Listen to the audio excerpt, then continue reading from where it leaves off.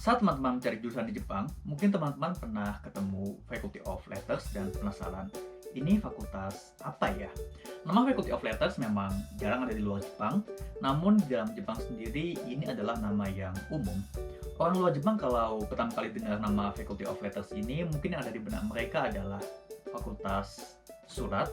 Fakultas surat itu belajar apa ya? Penting diingat bahwa dalam bahasa Inggris, letter memiliki lebih dari satu makna.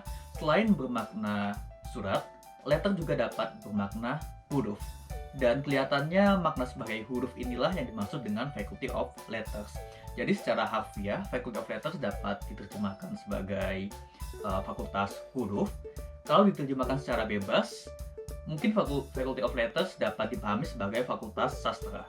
Dunia sastra itu berkaitan dengan penyusunan huruf-huruf nan indah, dan memang ilmu-ilmu kesusastraan dapat dipelajari di Faculty of Letters ini. Namun ternyata, Faculty of Letters tidak hanya mempelajari kesusastraan. Di dalam Faculty of Letters ini, disiplin-disiplin ilmu lain juga dipelajari, misalnya filosofi, sosiologi, psikologi, sejarah, arkeologi, seni, dan sebagainya. Dan di dalam Faculty of Letters di Keio University juga ada Department of Library and Information Science, sebuah disiplin ilmu yang juga menerapkan teknik dari ilmu-ilmu formal, misalnya matematika dan computer science. Lalu Faculty of Letters itu apa dong? Pertama, mari kita lihat nama asli Faculty of Letters dalam bahasa Jepang, yaitu Bungakubu. Gakubu berarti fakultas, jadi Bungakubu adalah fakultas Bun. Huruf Cina Bun biasanya merujuk pada tulisan, sesuatu yang tertulis. Jika huruf ini dipadupadankan dengan huruf lain, kita akan mendapatkan makna baru yang menarik. Dan kemungkinan Bungakubu adalah singkatan dari Jimbun Gakubu, fakultas Jimbun. Huruf Cina Jin berarti manusia. Jadi jika manusia, jin, digabungkan dengan tulisan, bun, akan menghasilkan kemanusiaan. Tulisan dan manusia menjadi kemanusiaan, kok bisa? Mungkin logikanya begini.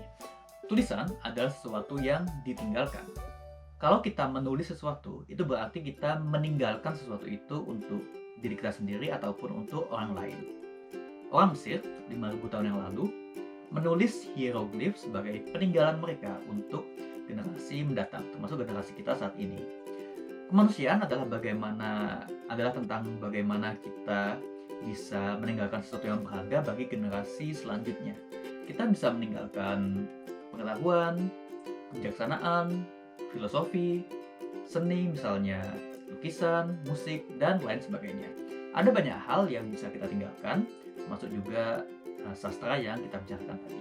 Jadi sebaiknya Bungakubu, Faculty of Letters, itu dipahami sebagai fakultas humaniora. Dan kalau kita melihat definisi humaniora di Kamus Besar Bahasa Indonesia, maknanya pas dengan apa yang kita cari. Mari kita lihat definisi nomor 1 di sini.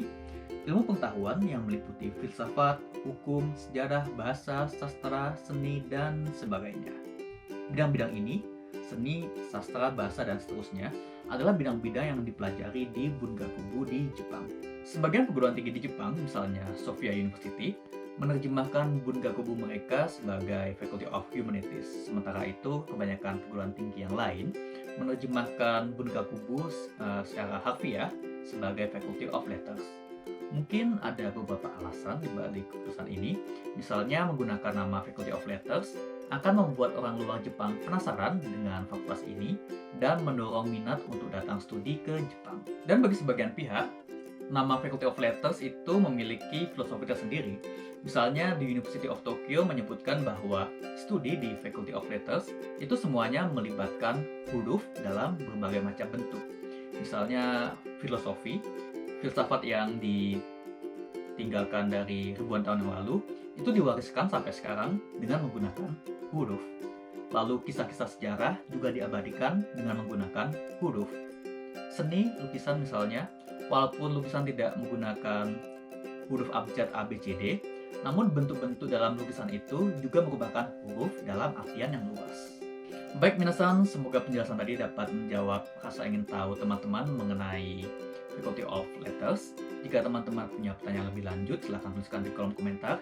Dan jika teman-teman punya teori tersendiri mengenai misteri di balik nama Faculty of Letters ini, silahkan juga tuliskan di kolom komentar.